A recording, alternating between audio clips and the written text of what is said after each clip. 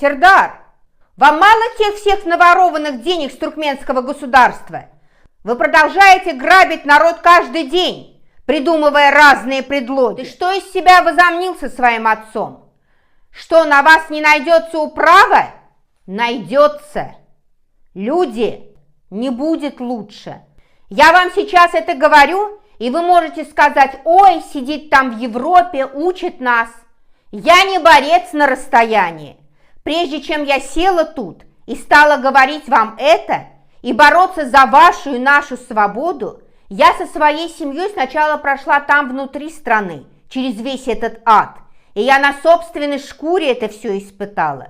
Я не убежала и не стала учить вас, как надо защищать свои права и что вы должны сделать.